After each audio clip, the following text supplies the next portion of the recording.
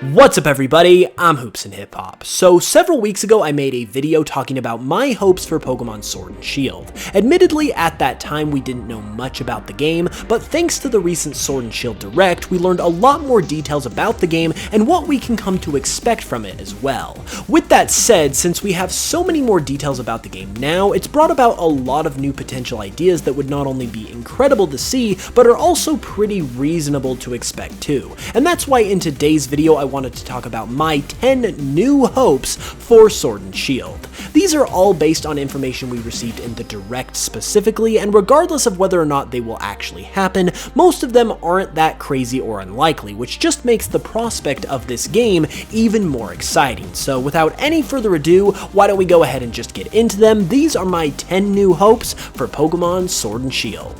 Okay, so the first one here is also ironically probably one of the most unlikely ones as well, but it's something that absolutely should happen at the same time, and that's bringing back the Soaring feature with Corviknight. We learned in the Direct that Corviknight is basically going to be this game's fly Pokemon, who will effectively replace the fly HM and allow you to travel quickly from place to place. It's interesting that they've designated one specific Pokemon for this role and even made it a part of a Galar taxi company, which helps to make the function a little more formal as well. Because of all of this, this feature should absolutely function as a soar mechanic where you can control where Corviknight goes in the skies high above the Galar region. Even though it might not be all that likely, it absolutely should happen because not only does it add to the gameplay, but since we're dealing with the most graphically beautiful region we've ever seen, why wouldn't you want to let players see that beautiful region from an incredible view high up in the sky? So if Corviknight ended up being a fast travel mechanic by way of nothing more than a loading screen,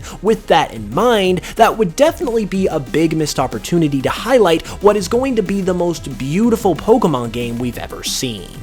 Next up is one that I actually talked about a while ago, but this Direct renewed the hope of it actually happening, so I'm gonna go ahead and say it's eligible. What I am referring to exactly would be no loading screens within the game. We of course recently learned about the Wild area, which is a huge open area within the game that is completely open and explorable. We can naturally expect that this area will be seamless, but it was also discussed in the Direct that this area runs all throughout the cities and towns of Galar, and we even saw the entrance to some cities within the Wild area as well. So with the presence of this open explorable area and the massive scope that this game proved to have in these new trailers, I think it would be vital to preserve this sense of openness by eliminating loading screens from at the very least the overworld, but ideally the entire map as well, by making the entrances to buildings and other cities seamless as well. It's been proven by games like Breath of the Wild that this can be done on the Switch, and even though the Breath of the Wild comparisons are kind of played out at this point, I think this game has officially showed with the introduction of the Wild area that it has been influenced to some degree by Breath of the Wild, so why not bring this feature into the games as well and further enhance this open nature that they are clearly going for. For my third pick, we've got at least some kind of riding Pokemon mechanic. Like I mentioned earlier, we know that HMs are going to be replaced thanks to the Corviknight feature, but even though overworld Pokemon have been confirmed, riding Pokemon and Pokemon following you have not. Riding Pokemon have become more of a standard feature recently due to them replacing HMs in Gen 7 and it just being a straight up gameplay mechanic in Let's Go Pikachu and Eevee. Getting these kinds of features in the games was a long time coming for Pokemon fans, and with a game like this that once again we now know has a large scope, it would be a shame if riding Pokemon didn't return. Bring them back as only HM replacements if you have to, but being able to ride a Pokemon has got to be a thing to some degree in this game.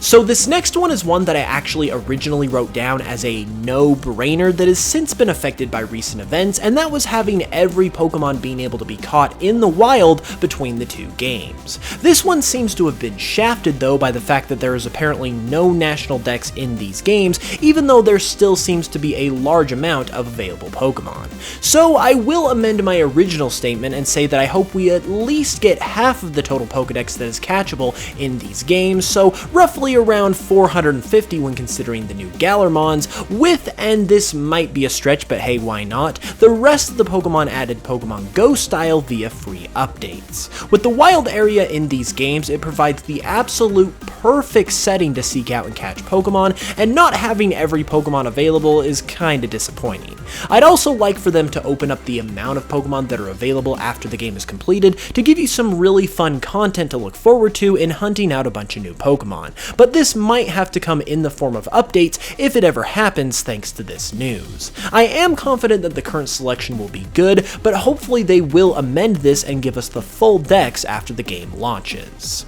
Another hope of mine that was possibly critically endangered by this unfortunate news, although it could still happen, is having legendary Pokemon from other games catchable in the wild area. This could still happen because even though we did not have a national dex in Sun and Moon, many legendaries from previous games were still made available via Ultra Wormholes, and since we have the literal perfect setting for catching Pokemon, particularly legendaries in the wild area, this is something that needs to happen. Honestly, can you imagine being in this big open area and having to explore every inch to seek out a legendary? That would be incredible. Once again, we have had roaming legendaries in other similar situations in Pokemon games before, but this would be on a completely different level. It would honestly be the literal perfect way to find and catch legendaries, and because once again, it's such a natural fit given all of the different circumstances, this is something we have got to see in the game, and I'm going to say that it could still happen to some degree, even with the news about the dex. Next up is a simpler one, but it is one that I really want to see, and that's an actual starting town in these games. For some inexplicable reason, we did not have a starting town in Sun and Moon, and the player randomly lived in the middle of Route 1 for some reason. Iki Town was kind of a stand-in, but once again, it wasn't your hometown because you didn't actually live there. So in Sword and Shield, I'm dying to be able to start in the classic, iconic starting town of a Pokemon game. These have obviously become staples to the franchise and always offer an intense sense of nostalgia and, most importantly, an incredible musical theme. The lack of being greeted with a starting town theme was disappointing in Sun and Moon to say the least, so I really hope the ship gets righted in Sword and Shield, and I'm hopeful that it will because we did see the starting area of the game during the Direct, and it did resemble a town, so I'm crossing my fingers that it holds true. I know this is a smaller thing, but it's important to me, so I had to include it. Yet another simpler one is little to no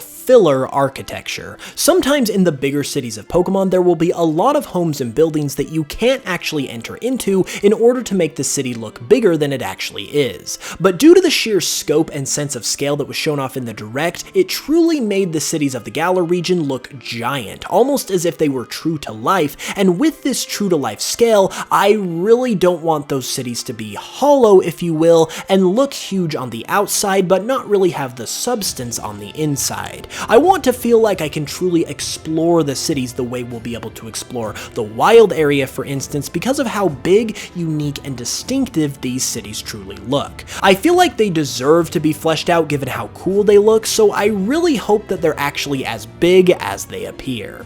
One more renewed hope I have that was revived in this Direct is the possibility of voice acting appearing in this game. Even though none was actually shown off, several characters were shown speaking, and it's been pointed out that their vocal inflections look a little more detailed than they have in games past, and even if it is ever so slight, this could provide for a little bit of hope that voice acting will feature in Sword and Shield. Also, it could be completely unrelated, but the fact that the new mobile game Pokemon Masters was shown to have voice acting and its release is closely coinciding with Sword and Shield could maybe give a little more weight to voice acting being included in Sword and Shield as well. There might not be much evidence here, but if Star Wars has taught us anything, sometimes all you need is a little bit of hope.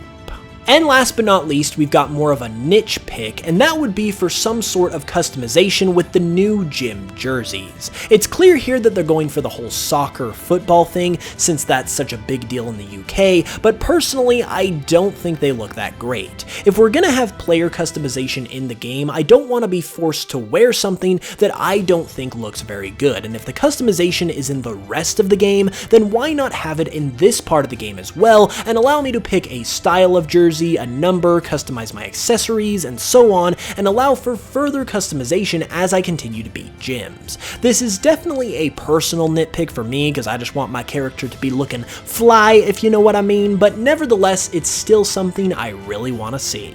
And there we have it, everyone. Those were my 10 new hopes for Pokemon Sword and Shield. Like I said, I believe most of these are pretty reasonable, and I could honestly see at least some of these coming to fruition, which is extremely exciting. Question is though, which one of these would you like to see the most? Let me know in the comments below, and also let me know about anything else you would like to see, and be sure to give the video a like if you enjoyed. Also, make sure to subscribe if you're new for new videos every week as we continue to push towards that magical 100K number, and be sure to check me out on Spotify and listen to my music there if you would like to support the channel further, because that really does make a difference. Also, be sure to check out my Twitter for my Pokemon Sword and Shield giveaway, link in the description, and with all that being said, I'll be back on Saturday with another video, so until then, as always, I love you guys, and I will smell you guys later.